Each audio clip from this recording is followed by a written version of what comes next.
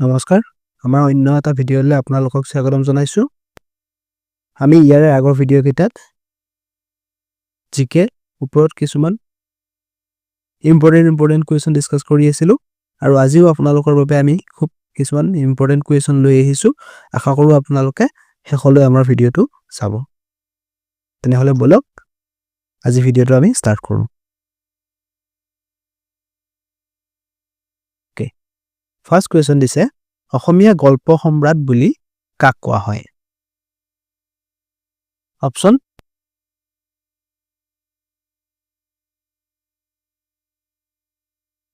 লক্ষীনাথ বেজবৰুৱা শৰৎচন্দ্ৰ গোস্বামী ভবেন্দ্ৰনাথ শইকীয়া আৰু সৈয়দ আব্দুল মালিক ইয়াৰে শুদ্ধ উত্তৰটো হ'ব সৈয়দ আব্দুল মালিক নেক্সট কোৱেশ্চন শিৱসাগৰৰ গড়গাঁৱত ৰাজেশ্বৰ সিংহই কিমান চনত কাৰেংঘৰ পুনৰ নিৰ্মাণ কৰিছিল অপচন 1540 1752 1652 or 1722 ৰাজেশ্বৰ সিংহই কেতিয়া শাসন কৰি আছিল সেই চনটো তোমালোকে চালে ইয়াৰ উত্তৰটো উলিয়াব পাৰিবা ইয়াৰ শুদ্ধ উত্তৰটো হ'ব 1752 অৰ্থাৎ 1752 চনত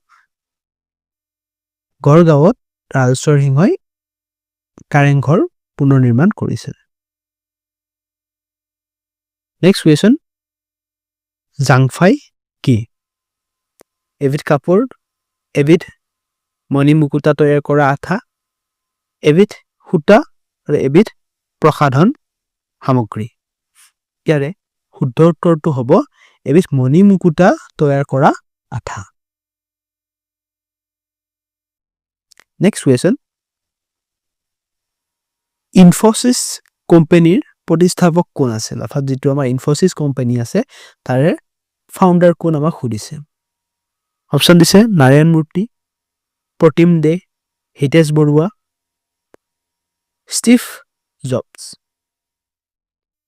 ইয়াৰে শুদ্ধ উত্তৰটো হ'ব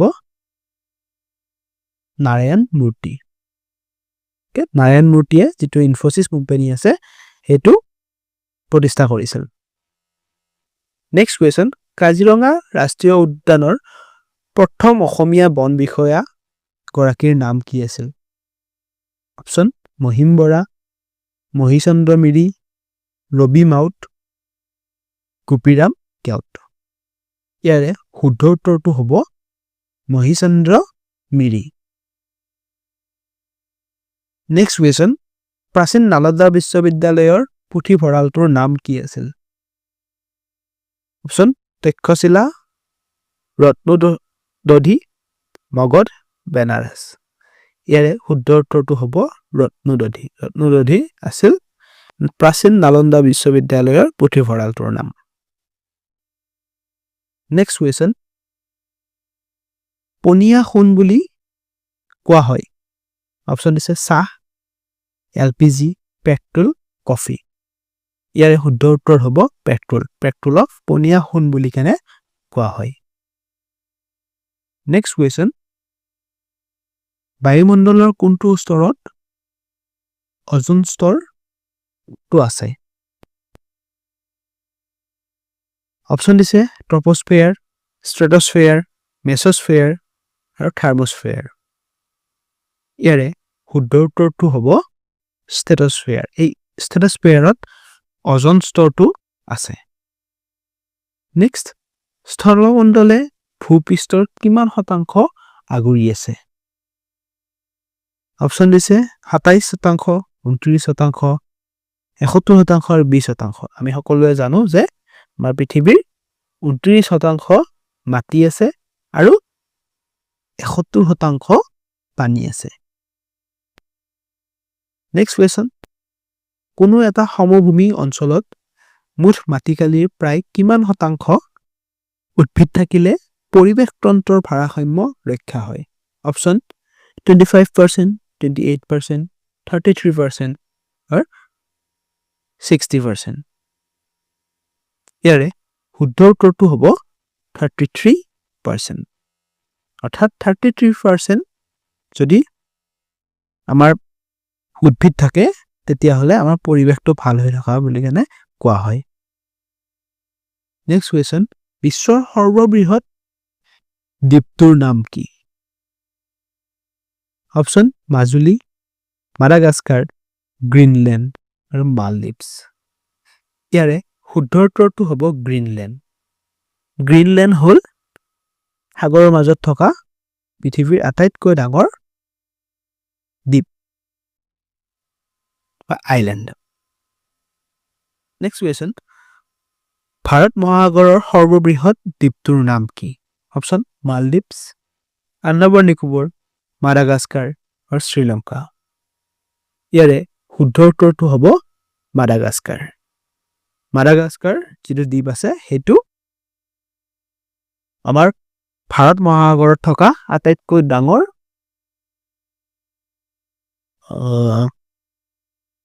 দ্বীপ হয় আৰু সেই দ্বীপটো আফ্ৰিকা মহাদেশৰ ওচৰত আছে। তোমালোকে চালে দেখিবা মেপত। নেক্সট কুৱেশ্যন, বায়ু প্ৰদূষণৰ ফলত কোনটো সৃষ্টি হয়? তলৰ কোনটো সৃষ্টি হয়? এচিড বৰষুণ, ধুমুহা, গৰাখহনীয়া, সুনামি। বায়ু প্ৰদূষণৰ ফলত আমাৰ এচিড বৰষুণৰ সৃষ্টি হয়। নেক্সট কুৱেশ্যন, পৰিৱেশ বিজ্ঞান হৈছে দেশ মাজৰ সম্পৰ্কৰ অধ্যয়ন। কাৰ কাৰ মাজৰ সম্পৰ্কৰ অধ্যয়ন সুধিছে। অপশ্যন দিছে জীৱ আৰু পৰিৱেশ, মানুহ আৰু অৰণ্য, মাটি আৰু প্ৰাণী, শিক্ষানুষ্ঠান আৰু জীৱ। ইয়াৰে শুদ্ধ উত্তৰটো হ'ব জীৱ আৰু পৰিৱেশ। ইংলিছত ক'ব গ'লে আমি অৰ্গেনিজিম আৰু এনভাইৰনমেণ্টৰ সম্পৰ্কৰ আমি পৰিৱেশ বিজ্ঞান বুলি কেনে কওঁ বা এনভাইৰনমেণ্টেল চায়েন্স বুলি। নেক্সট কুৱেশ্যন, তলৰ কোনটো পৰিৱেশ তন্ত্ৰ আটাইতকৈ সুস্থিৰ? অপশ্যন দিছে মহাসাগৰ, অৰণ্য, পৰ্বত, মৰুভূমি। ইয়াৰে শুদ্ধ উত্তৰটো হ'ব মহাসাগৰ। নেক্সট কুৱেশ্যন, সৰ্বাধিক শব্দ প্ৰদূষণ কৰা তলৰ কোনটোই সৰ্বাধিক শব্দ প্ৰদূষণ কৰে আমাক সুধিছে। অত্যাধিক যান-জঁট, নিৰ্বাচনী সভা, ৰক সংগীত, জেট ফ্লাইট। ইয়াৰে শুদ্ধ উত্তৰটো হ'ব জেট ফ্লাইট। অৰ্থাৎ ফাইটাৰ জেটে যেতিয়া উৰি যায় বহুত চাউণ্ড কৰে আৰু তাৰ ফলতে আমাৰ আটাইতকৈ বেছি শব্দৰ প্ৰদূষণ হয়। নেক্সট কুৱেশ্যন, ভাৰতৰ পৰিৱেশ সুৰক্ষা আইনখন কিমান চনত গৃহীত কৰা হৈছিল? অপশ্যন দিছে 1986 চন, 1972 চন, 1981 চন, 1984 চন। ইয়াৰে শুদ্ধ উত্তৰটো হ'ব 1986 চন। অৰ্থাৎ 1986ত যিখন আমাৰ এনভাইৰনমেণ্টেল প্ৰটেক্ট এক্ট আছে সেইখন পাছ কৰা হৈছিল বা গৃহীত কৰা হৈছিল। নেক্সট কুৱেশ্যন, বেদমন্ত্ৰসমূহ কোনে সংকলন কৰিছিল বুলি প্ৰচলিত আছে? অপশ্যন বেদান্ত, বেদংগই, কৃষ্ণ দ্বৈপায়ন ব্যাস আৰু ব্ৰহ্মাই। ইয়াৰে শুদ্ধ উত্তৰটো হ'ব কৃষ্ণৰ দ্বৈপায়ন ব্যাস। নেক্সট কুৱেশ্যন আৰু আজিৰ লাষ্ট কুৱেশ্যন, গুণাভিৰাম বৰুৱাই তলৰ কোনখন নাটক বিধৱা বিবাহৰ সমৰ্থন কৰি ৰচনা কৰিছিল? অপশ্যন সীতাহৰণ, সুধমাৰ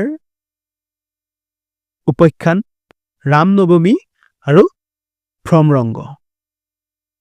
ইয়াৰে শুদ্ধ উত্তৰটো হ'ব ৰামনৱমী।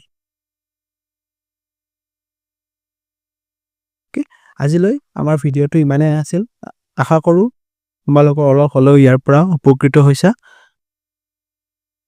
গতিকে আমাৰ আৰু নেক্সট কিছুমান ইম্পৰ্টেণ্ট কুৱেশ্যন আমি ডিছকাছ কৰিম ভিডিঅ'বিলাকত। আপোনালোকে আমাৰ সকলোবিলাক ভিডিঅ' চাই থাকিব।